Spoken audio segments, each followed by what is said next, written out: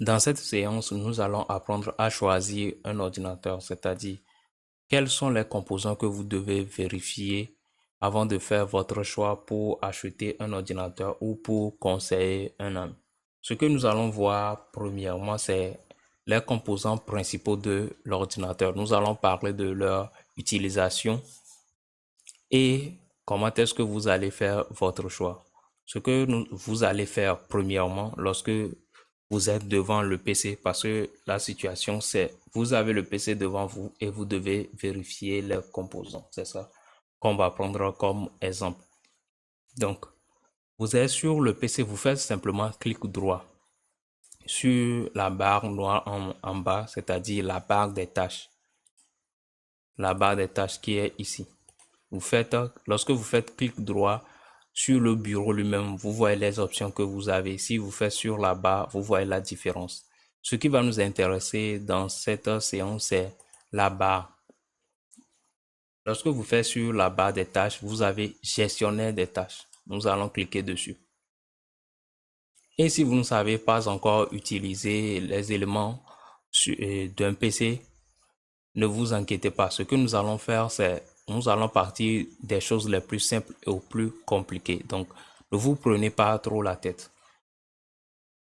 Lorsque vous allez cliquer sur ça, vous allez venir dans cette menu. Lorsque vous choisissez premièrement, je ressors et je refais ça. Gestionnaire des tâches. Ça va se présenter de cette manière. Vous allez simplement cliquer sur plus de détails. Si c'est sur Windows 7 ou bien d'autres systèmes, ça peut être légèrement différent, mais les éléments seront toujours le même. Ce qui va changer, c'est simplement peut-être les logos. Vous allez simplement faire plus de détails. Vous allez venir sur performance. C'est ça qui va nous intéresser ici.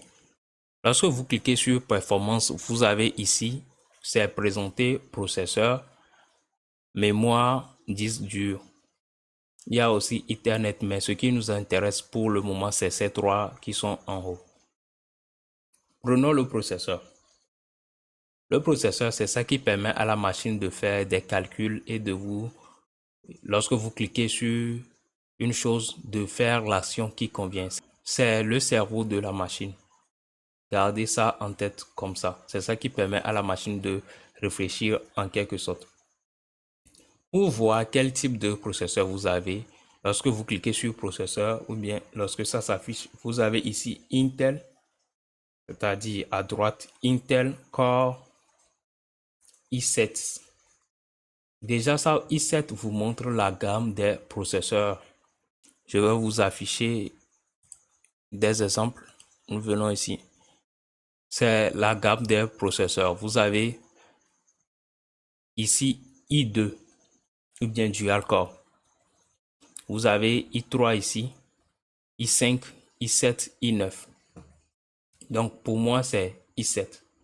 Ça vous montre la gamme de votre ordinateur. Ici vous avez la fréquence de votre ordinateur, c'est-à-dire la puissance. Lorsque vous allez faire la comparaison, ces deux choses sont vraiment importantes lorsque vous allez utiliser ou bien plutôt vous allez acheter un ordinateur. Une chose qui je vais vous montrer ça aussi. Voilà, sur cette photo, il y a un peu plus de détails. Ce que je vous ai montré avant, il y a une différence entre les deux. Par exemple, lorsque vous voyez en bas ici, attendez un peu. Ok. Lorsque vous voyez en bas et l'on compare à l'autre image, il y a une différence. Je vais recadrer. Vous voyez, il y a une différence en bas ici. Ce qui va nous intéresser, c'est processeur logique ici ou bien cœur. Lorsque vous achetez un ordinateur, son processeur a plusieurs cœurs. C'est la puissance du cœur qui est notée ici. Donc, les chiffres que vous voyez ici, par exemple, le 8 ici va multiplier celui-ci. C'est-à-dire, vous avez des processeurs logiques, 8 processeurs logiques qui ont tous cette puissance. Cela va vous permettre de comparer la puissance de différents i7 parce que tous les i7 n'ont pas la même puissance. Donc, ça vous permet de savoir si quel ordinateur serait beaucoup plus rapide. C'est ça que vous devez garder en tête. plus la fréquence est importante, plus l'ordinateur est rapide. Donc, pour faire cette comparaison, nous avons 1,6 fois 2 et fois 8 pour le processeur. C'est sa puissance globale, mais sa puissance d'une manière brute, c'est celui-ci. La raison principale pour laquelle je vous montre ça, c'est que vous pouvez avoir deux i7, mais l'un serait beaucoup plus rapide comparé à l'autre, ou bien il n'y aura même pas de comparaison. Donc, lorsque vous allez acheter, ça va vous permettre de faire les bons choix. Si on vous présente différents i7, si les fréquences sont pareilles, vérifiez les processeurs logiques. Celui qui a le plus de processeurs logiques l'emporte. Si c'est l'inverse, plutôt le même type de processeur logique, ou plutôt le même nombre, et la fréquence est différente, privilégiez celui qui a une fréquence assez grande. Pour l'instant, ça peut vous paraître un peu confus, mais revoyez cette vidéo et si vous ne comprenez pas, ne vous en faites pas, c'est simplement le début. Au fur et à mesure que nous allons parler, vous allez assimiler. Si vous avez des questions, n'hésitez pas à les poser. Nous allons voir maintenant la RAM. La RAM permet de stocker les données. C'est un peu comme le brouillon de la machine, ou bien lorsque vous êtes en train de réfléchir, vous allez noter les informations. Vous faites des calculs, vous notez les informations. C'est ça que fait la RAM. Ça sert simplement à noter des petites informations et lorsque l'ordinateur va s'éteindre, tout va s'effacer, ou bien la majorité va s'effacer. Plus l'ordinateur est puissant en termes de processeur, si la RAM est petite, ça va le brider, c'est-à-dire ça va le bloquer, il ne va pas bien travailler. Donc, gardez en tête que vous devez toujours avoir des RAM qui sont plus ou moins adaptées à votre processeur. Et parfois, vous voyez que les PC deviennent lents. Parfois, c'est à cause des RAM. Le PC est puissant, mais la RAM n'est pas suffisante. C'est pour ça qu'on dit que mon ordinateur est en train de ramer et autres. Donc, comment est-ce que vous allez choisir la RAM et le processeur? Lorsque nous venons ici, déjà, vous voyez de ce côté, on vous dit à quoi sert chaque processeur. Pour faire simple ici, vous allez lire par après, mais pour faire simple, de i2 jusqu'à Intel Core i3, c'est simplement pour les choses généraux, c'est-à-dire les travaux quotidiens. Lorsque vous allez faire de la bureautique, copier des choses et modifier des tests et autres. Si vous n'avez pas envie de faire des montages, des choses assez compliquées, ce serait un bon choix de prendre un i2 ou bien un i3. Si lorsque vous achetez l'ordinateur, pensez à l'avenir aussi parce que vous pourriez avoir besoin d'un ordinateur beaucoup plus puissant. Aussi, gardez ça en tête. Donc, c'est pour ça que je vous propose Intel Core et i3. À voir. Maintenant, lorsque vous voulez jouer à des jeux, il vous faut prendre pour le mieux i5 et i7 entre ces deux catégories. Si vous avez les moyens, vous pouvez monter en haut aussi. Si lorsque vous voulez faire des montages vidéo ou bien des montages photo, toujours ces deux catégories sont les plus recommandées si le logiciel n'est pas très gourmand. Mais si vous avez affaire à des logiciels qui demandent beaucoup plus de puissance, préférez les i7 à i9. Je choisis toujours deux pour vous montrer en fonction de vos budgets. Vous pouvez préférer toujours des gammes au-dessus, mais c'est en fonction de votre moyen. Maintenant, après avoir choisi ça, comment est-ce que vous allez déterminer la RAM?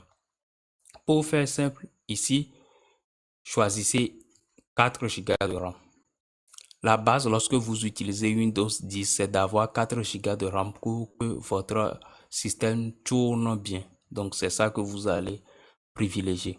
Ici, i2, la manière la plus simple. Si vous n'avez pas les moyens, multipliez simplement les chiffres par 2. Ou bien, si vous avez les moyens, montez au-dessus. Ici, nous allons choisir 4 Go. Ici, 6 Go. Mais si vous avez les moyens, préférez toujours 8 Go. Ici, vous pouvez toujours, c'est entre 8 Go et 16 Go. Je vous conseille entre 8 et 16 Go. Vous pouvez toujours monter si vous avez les moyens. Pour i7, si vous n'avez pas les moyens, préférez entre 8 Go et 16 Go, un peu comme pour le 5. Mais si vous avez les jusqu'à 20 Go, c'est en fonction de vos besoins et des travaux que vous allez faire. Parce qu'à partir d'ici, c'est en fonction de ce que vous allez faire.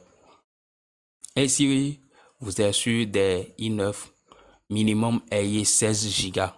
Minimum ayez 16 Go et vous allez multiplier peut-être 16, 32 ou bien 64 Go. Ça dépend de vos besoins. Parce que à partir de i5 à i7, généralement, c'est pour des tâches précises et vous allez avoir besoin d'un ordinateur assez puissant et d'une RAM suffisante pour pouvoir bien l'utiliser. C'est tout ce qui concerne la RAM. Maintenant, nous allons parler des disques durs. Les disques durs vous permettent de stocker les données, c'est-à-dire vous allez copier vos vidéos, vos cours et autres là-dessus. Vous allez installer des applications que vous allez faire. C'est sur le disque dur que vous allez garder ça. Le disque dur, c'est généralement la taille que vous allez voir. Si vous allez faire quelque chose comme de la bureautique, si vous avez 250 Go ou bien même 160 Go, ça va. Vous savez que c'est pour des travaux. Vous allez copier des livres et faire des saisies.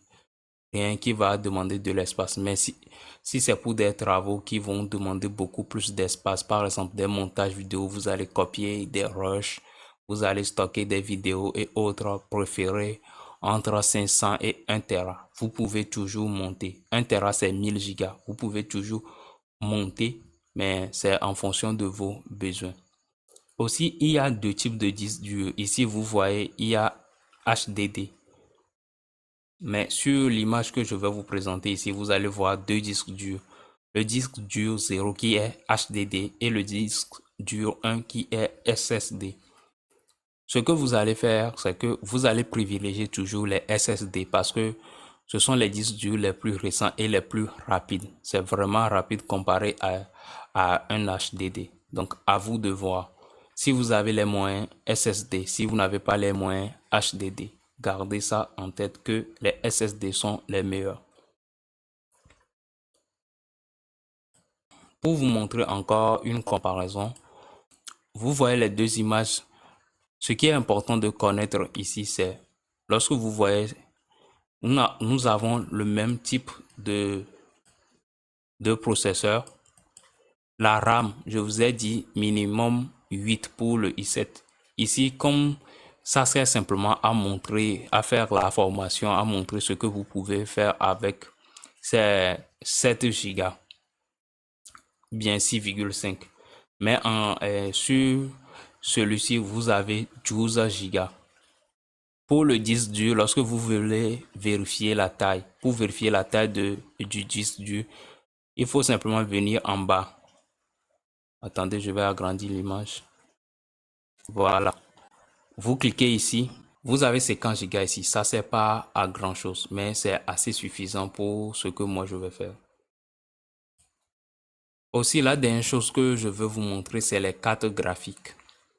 Les cartes graphiques servent à afficher les images. Si vous n'avez pas l'intention de faire des montages vidéo ou bien de faire des montages qui nécessitent beaucoup de ressources ou jouer à des jeux qui sont assez gourmands en ressources, c'est-à-dire ils vont demander beaucoup plus de puissance à votre ordinateur, la carte graphique n'est pas vraiment importante pour vous parce que son rôle c'est d'afficher les images. Son rôle c'est d'afficher les images. Si ça se gâte sur votre PC, c'est mort pour lui. Lorsque je parle de PC, je parle de cet ordinateur et non de celui-là. Je vais utiliser le terme UC pour désigner celui-là et PC pour désigner le laptop. Donc, c'est important à avoir. Ce qu'il faut considérer en termes de carte graphique, c'est les VRAM. C'est un peu comme des gigas pour la RAM aussi. Par exemple, nous parlons de 2 gigas. Vous allez avoir un VRAM 1 giga, de 2 gigas, 4 gigas, 8 gigas en allant. Si vous voulez avoir beaucoup plus d'informations, il y a une vidéo sur ça. Ici, ce qui compte pour moi, c'est que vous compreniez les bases et que vous puissiez et que vous puissiez faire votre choix sans avoir des difficultés. Nous voici à la fin de cette séance. Si vous avez aimé, n'hésitez pas à liker et à partager avec vos amis aussi. Ça aide beaucoup la chaîne. Et à plus pour de nouvelles vidéos.